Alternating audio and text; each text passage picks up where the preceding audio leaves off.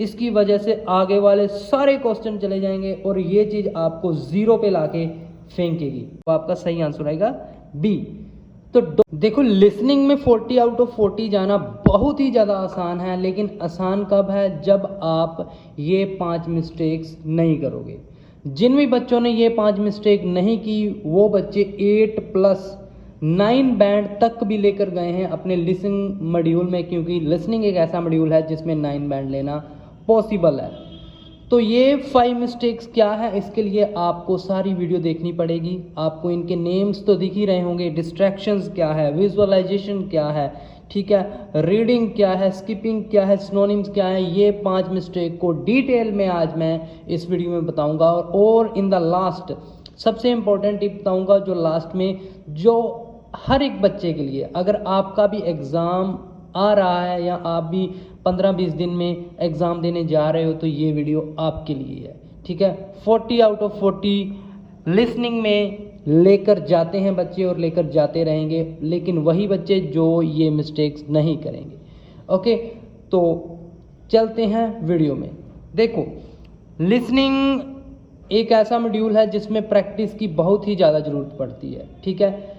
क्या रहता है भी, ज़्यादातर जो स्कूल्स हैं उसमें आप इंग्लिश को रीड भी करते हो, ठीक है, आपसे रीडिंग करवाई जाती है, ठीक है। कई बार आप बोलते भी हो, रीडिंग करते समय बोलते भी हो, लेकिन सुनना और राइट भी करते हो, लेकिन सुनना एक ऐसा है जो बहुत कम स्कूल्स में देखा जाता है, ठीक है। अगर कहीं पे कंपलसरी भी है तो वहाँ पर भी बच्चे ज़्यादा नहीं सुनते, ठीक है, एक आधा पीरियड हो सकता है, इसलिए लिसनिंग आपको थोड़ी सी मुश्किल लगती है। अब इसको आसान कैसे बनाना है, गलतियाँ क्या हैं, ये कॉमन मिस्टेक्स हैं जो हर एक बच्चा करता है, ठीक है। तो सबसे पहले आप देखो यहाँ पे, सबसे पहले अवॉइडिंग डिस्ट्रैक्शंस।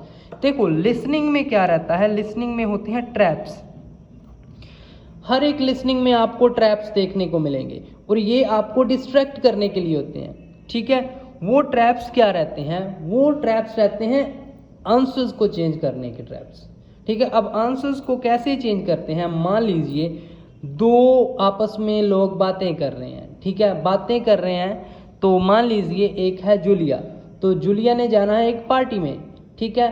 तो जूलिया और जॉन दोनों आपस में बातें कर रहे हैं, तो जूलिया कहेगी कि जॉन उससे पूछेगा भी तू पार्टी पे कब पहुंचेगी, ठीक है। तो क्वेश्चन ऐसा आ सकता है, when will Julia reach at party. मान लीजिए ये आपका क्वेश्चन आ गया, तो जूलिया कहेगी I will be there at 7 o'clock, ठीक है। अब यहाँ पे ऑप्शंस होंगे आपको 7 PM, ओके, 7:30, 8:30, 9 PM, ऐसे आपको ऑप्शंस आएंगे। अब जूलिया पहले बोलेगी I will be there at 7 PM, तो बच्चों ने जल्दी जल्दी लगा देना 7 PM, ये आंसर आ गया ए। सबसे बड़ी गलती, जो बच्चे ज़्यादा क्विक बनते हैं ना, ज़्यादा क्विक बनते हैं, अर्ली आंसर्स लगाते हैं, उसका हमेशा आंसर ज़्यादातर गलत होता है, हमेशा नहीं ज़्यादातर। तो सबसे पहले तो देखो इसमें ज़्यादा क्विक नहीं बनना, आपने ज़्यादा तेज नहीं बनना, हमेशा पहले बोला का आंसर सही नहीं होता। अच्छे से सुनना है भी क्या, उसके बाद उसने आंसर तो चेंज नहीं किया, ठीक है। ट्रैप यही होता है, पहले वो 7 PM बोलेगी, I will be there at 7 PM, then oh sorry, ठीक है, फिर एक कॉन्ट्रैक्शन लगाएगी, ओ सॉरी। अगर उसने ओ सॉरी बोला मतलब अपना आंसर चेंज करेगी, या फिर ऐसे कनेक्टर्स जो आंसर्स को चेंज करते हैं, जैसे हाउएवर, बट, ऐसे कनेक्टर्स बोलेगी।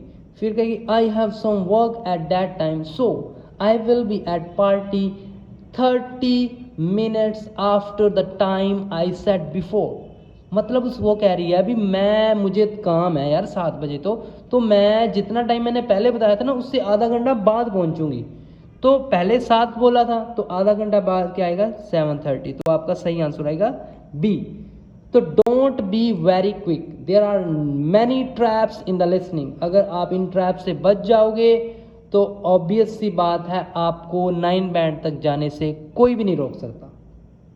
तो यही चीज़ का ध्यान देना है, हमेशा पहले बोला हुआ आंसर सही नहीं होता। अच्छे से लिसनिंग को सुनो, ध्यान से सुनो, उसके बाद अपने आंसर पे पहुंचो, क्विक नहीं बनना, अवॉइड द ट्रैप्स। पहली मिस्टेक थी, ट्रैप को अवॉइड कर देते हैं, डिस्ट्रैक्शंस का पता नहीं चलता, तो इस चीज़ का आपको ध्यान देना है। ओके, अब मिस्टेक नंबर सेकंड जो बच्चे करते हैं, अवॉइडिंग विजुअलाइजेशंस ऑफ आंसर्स। देखो, लिसनिंग का एक पैटर्न है। लिसनिंग का क्या पैटर्न है? लिसनिंग में कई टाइप्स के क्वेश्चंस हैं, आपके फिलअप्स भी हैं, आपका मैप भी है, आपके एमसीक्यूज भी हैं, आपकी मैचिंग्स भी आएंगी। ओके, तो आपको बेसिक कॉन्सेप्ट क्लियर करना पड़ेगा हर एक चीज़ का, तभी आप 9 बैंड तक पहुंच पाओगे। अगर आप ये कहो भी हाँ अभी रेगुलर प्रैक्टिस से पहुंचोगे, नहीं, बेसिक कंसेप्ट क्लियर होना चाहिए। अब यहाँ पे 40 क्वेश्चंस आते हैं, तो लिसनिंग का मेन कंसेप्ट क्या रहता है? भी 40 में से 40 क्वेश्चन कभी भी आसान नहीं आते, 40 में से 40 क्वेश्चन कभी भी मुश्किल नहीं आते। मैं आपको एक थोड़ा सा आइडिया दे देता हूँ। मान लीजिए 40 क्वेश्चन है, तो 40 में से अराउंड 27-28 क्वेश्चंस आपको मिलेंगे वेरी इजी, जो मतलब आप इजीली कर पाओगे। ऐसे क्वेश्चन जिनका लेवल ज़्यादा हार्ड नहीं होगा। हार्डली 10 क्वेश्चंस या 10 to 12 क्वेश्चंस होंगे जो आपको कंफ्यूज करेंगे।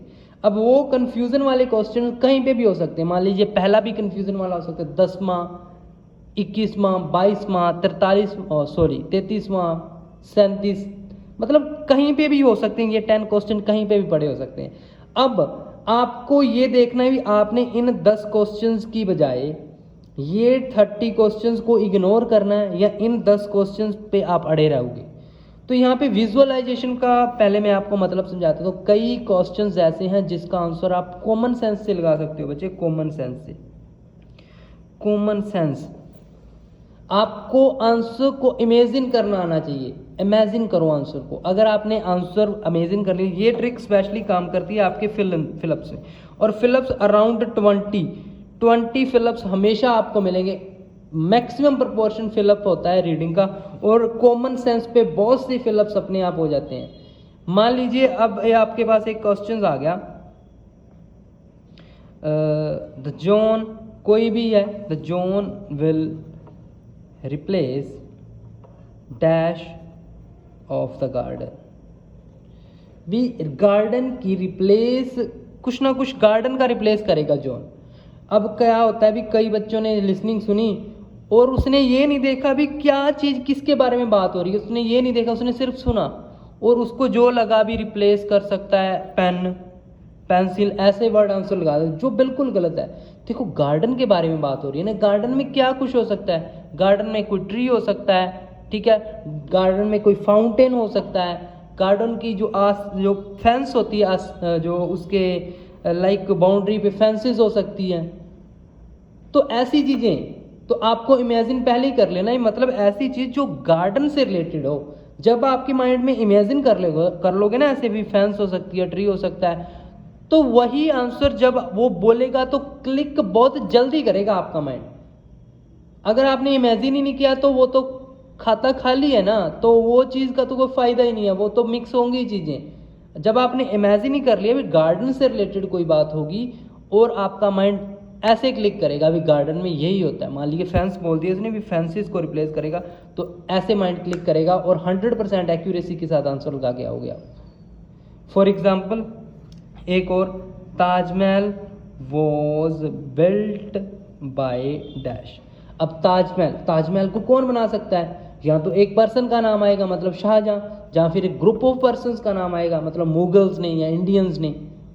तो आपका माइंड, जब आपने इमेजिन कर लिया मतलब एक पर्सन या फिर ग्रुप ऑफ पर्सन का नेम है, तो जब भी वो कोई भी नेम ऐसा आएगा तो क्लिक करेगा माइंड। तो ये होती है विजुअलाइजेशन ऑफ आंसर्स।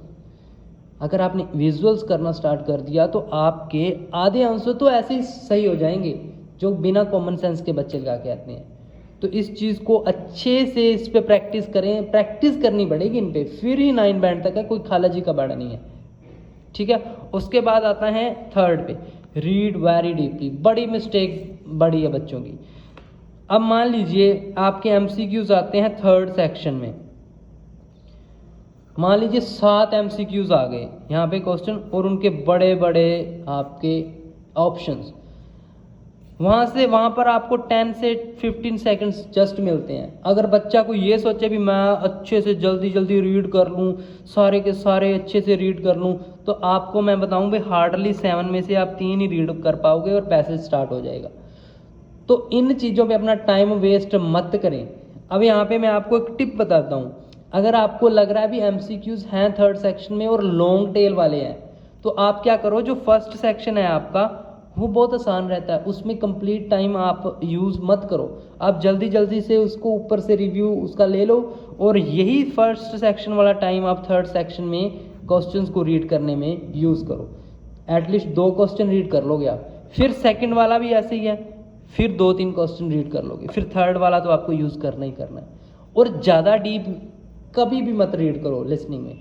लिसनिंग में ऑप्शंस के सिर्फ कीवर्ड्स मोटे मोटे आप मार्क करो, डीपली रीड करोगे, अगर आपके 2 क्वेश्चन रीड हुए, 3 क्वेश्चन रीड हुए, माइंड में अगर बात आ गई ना यार मैंने तो 2 ही रीड किए हैं यार, बाकी मेरे होंगे नहीं, कॉन्फिडेंस बिल्कुल नीचे चला जाएगा। माइंड में एक बार ऐसी बात आ गई कि मैंने तो 2 ही रीड किए हैं, 3 ही रीड किए हैं, अब मेरे से हो नहीं पाएगा, उसके बदले में आपका खामियाजा आगे वाले क्वेश्चंस को भुगतना पड़ेगा।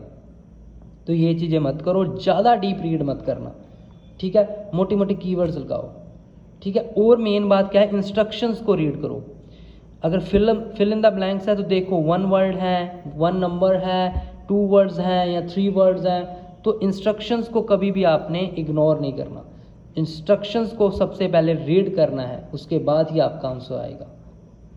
ओके, तो मिस्टेक नंबर 4 है आपकी स्किपिंग।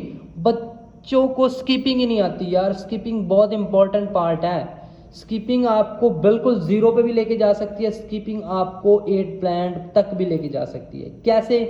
अब मान लीजिए मैं रीड कर रहा हूँ, मैं 12th क्वेश्चन पे हूँ, अब 12th क्वेश्चन से मान लीजिए फिल इन द ब्लैंक्स है, अब फिल इन द ब्लैंक्स ये मेरा मुझे सुनाई नहीं दिया अच्छे से, तो मेरा माइंड यहीं पे ही चलता रहेगा, यार क्या था क्या था क्या था, जितनी देर मेरा माइंड यहीं पे रहेगा मेरा 13 भी चला जाएगा, मेरा 14 भी चला जाएगा।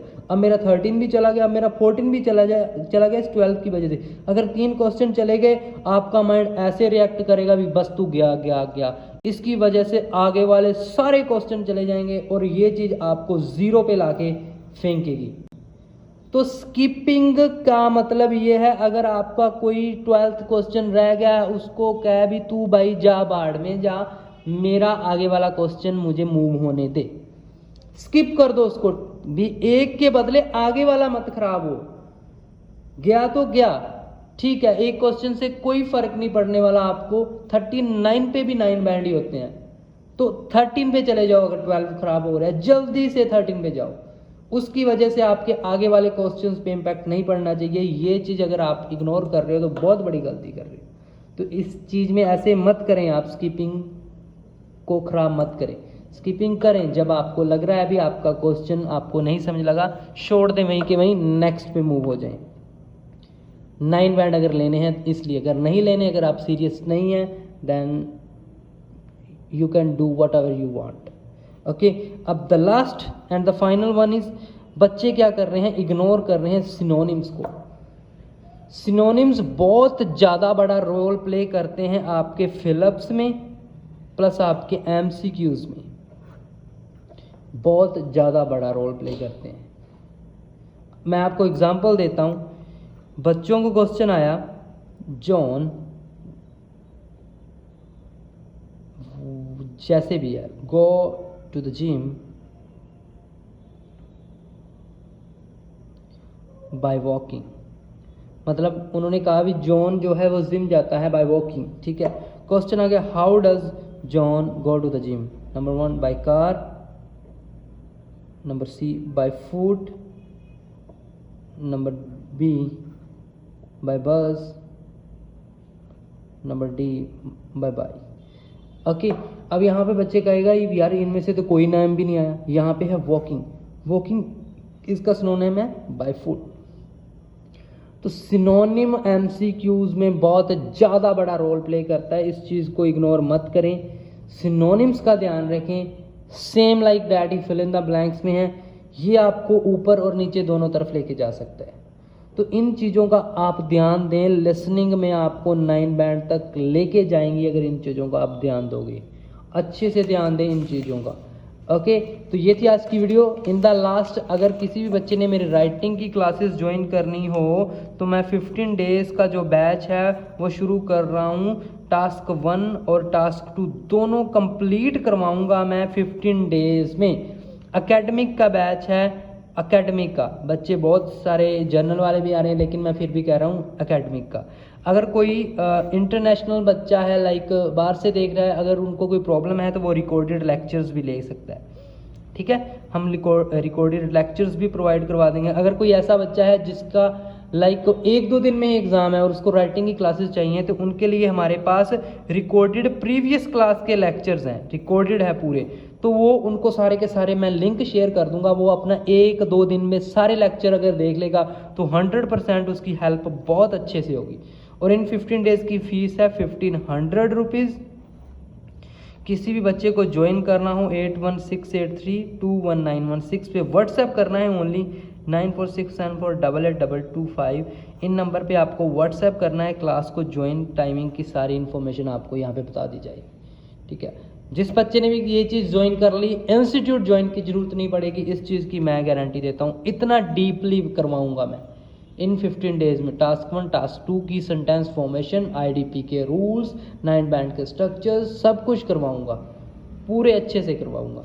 ओके, तो ये थी आपकी आज की लिसनिंग की वीडियो। अगर किसी बच्चे को अच्छी लगी हो प्लीज़ कमेंट करके बताएं, वीडियो को आगे शेयर भी करें, जिन बच्चों के एग्ज़ाम है उनकी भी हेल्प हो सके। So by the way, thank you so much. मिलते हैं किसी और वीडियो में।